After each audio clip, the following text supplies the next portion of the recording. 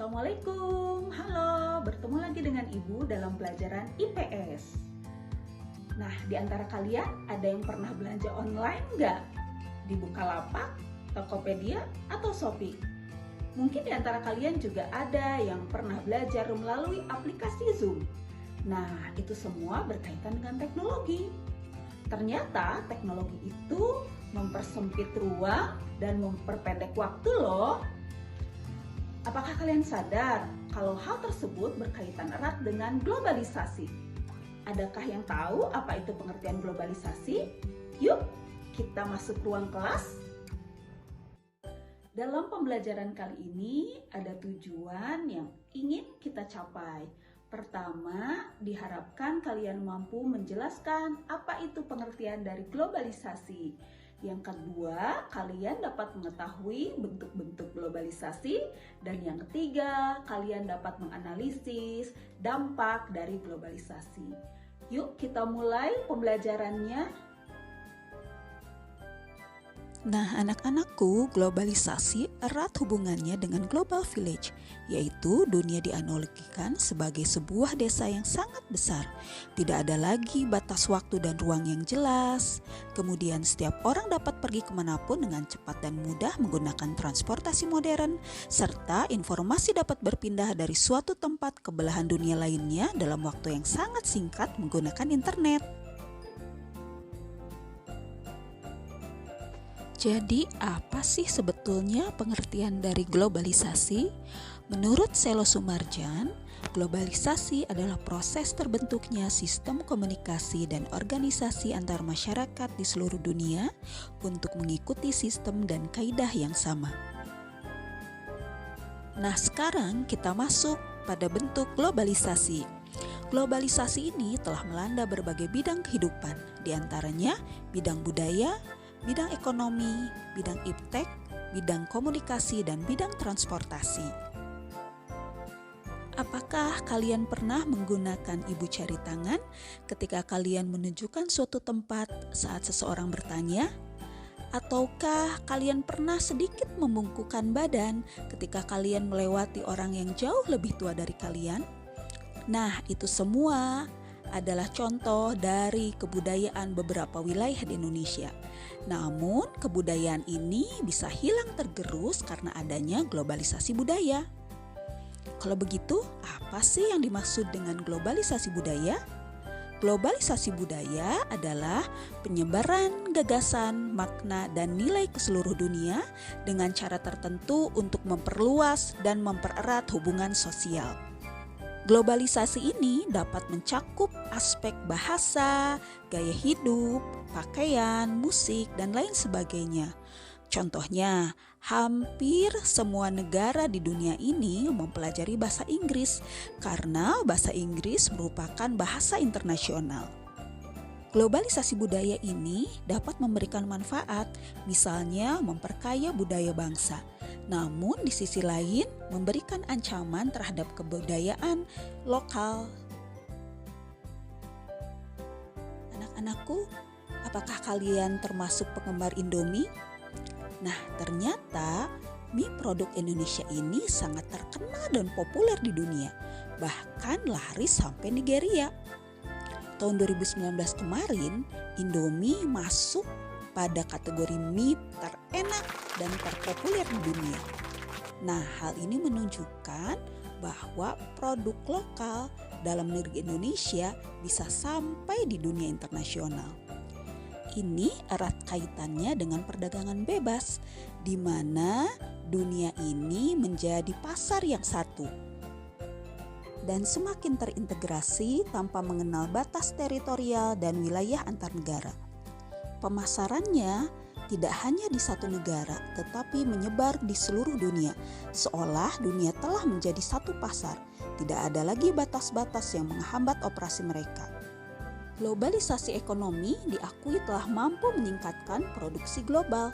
Tidak dipungkiri suatu negara akan mengalami peningkatan kemakmuran. Mengapa demikian? Karena perdagangan bebas memungkinkan masyarakat berbagai negara lebih banyak mengimpor barang dari luar negeri sehingga konsumen lebih variatif dalam menikmati barang dengan harga yang lebih rendah dan lebih baik. Namun begitu, globalisasi ekonomi dapat menyebabkan sektor keuangan semakin tidak stabil dalam suatu negara. Globalisasi di bidang iptek merupakan suatu proses perubahan secara mendunia di bidang ilmu pengetahuan dan teknologi. Salah satu contohnya yaitu munculnya video call, di mana kita dapat bertatap muka dengan orang yang jaraknya jauh dengan tempat kita berada. Nah, di antara kalian pernah kan melakukan video call? Tujuan utama perkembangan globalisasi iptek adalah perubahan kehidupan masa depan manusia yang lebih baik, lebih mudah, murah, cepat, dan aman. Dengan teknologi yang berkembang, kita dapat melakukan segala sesuatu dalam waktu yang singkat dan secara cepat. Yang berikutnya adalah globalisasi komunikasi. Apa sih yang disebut dengan komunikasi? Komunikasi merupakan proses penyampaian pesan atau informasi dari satu pihak ke pihak lainnya. Pada awalnya, masyarakat berkomunikasi dengan cara tradisional, misalnya menggunakan surat. Kemudian mengalami perkembangan dengan hadirnya telepon, handphone, dan dengan adanya internet berkembang pula media sosial seperti WhatsApp, Facebook, Instagram, YouTube, dan lain sebagainya. Nah, kemajuan ini sangat memudahkan kita dalam berkomunikasi. Komunikasi atau interaksi tidak harus dilakukan secara tatap muka langsung. Media-media tersebut juga mempermudah kita untuk mengakses informasi dengan cepat dan lebih efektif dan efisien. Apakah di antara kalian ada yang pernah naik kereta api? Ibu kira cukup banyak ya. Nah, kereta api ini adalah salah satu moda transportasi darat yang banyak digunakan. Dikarenakan perkembangan teknologi dan kebutuhan, kereta api ini mengalami proses modernisasi loh. Salah satu contohnya adalah kereta api di Jepang yang dikenal dengan nama Shinkansen.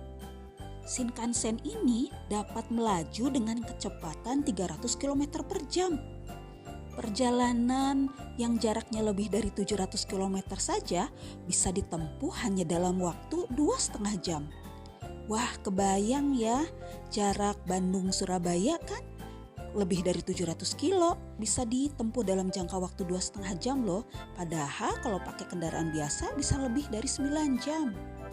Keren kan?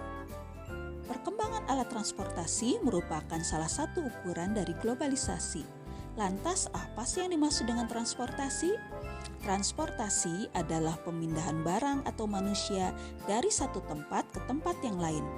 Peran transportasi sangatlah penting dalam suatu negara. Produsen, distributor, ataupun konsumen membutuhkan transportasi dalam melakukan aktivitasnya. Demikian bentuk-bentuk globalisasi yang terjadi dalam berbagai bidang kehidupan manusia. Lantas, bagaimana sih pengaruh globalisasi itu pada kehidupan manusia? Ternyata pengaruh globalisasi yang dirasakan ada yang bersifat positif dan ada yang bersifat negatif. Pengaruh positifnya diantaranya adalah adanya modernisasi di antara perkembangan ilmu pengetahuan dan teknologi, meningkatnya efektivitas dan efisiensi dalam berbagai bidang kehidupan, dan juga terbukanya informasi dan komunikasi. Sementara itu, pengaruh negatif globalisasi bagi perubahan sosial budaya dalam masyarakat cukup besar. Di antaranya ada westernisasi, yaitu suatu perbuatan seseorang yang mulai kehilangan nasionalisme dengan meniru atau melakukan aktivitas kebarat-baratan. Dampak negatif berikutnya adalah demoralisasi, yaitu menurunnya atau merosotnya akhlak atau moral seseorang. Ciri dari penurunan moral ini adalah salah satunya ditunjukkan dari perilaku yang bertentangan dengan nilai dan norma dalam masyarakat. Misalnya pencurian, korupsi, dan pergaulan bebas. Selain itu, dampak negatif dari globalisasi adalah kesenjangan ekonomi, kriminalitas, kenakalan remaja, pencemaran lingkungan, dan individualisme yang tinggi. Nah, pengaruh dari globalisasi ini perlu disikapi dengan bijaksana agar tidak berpengaruh terhadap disintegrasi bangsa. Oleh karena itu, diperlukan upaya dan sikap yang tepat dalam menghadapi globalisasi yang terjadi dalam setiap bidang kehidupan. Melalui upaya yang tepat diharapkan dapat tetap memperkukuh kehidupan bangsa. Demikianlah anak-anakku materi berkaitan dengan globalisasi. Semoga kalian dapat memahaminya ya. Sampai jumpa pada pertemuan berikutnya. Assalamualaikum warahmatullahi wabarakatuh.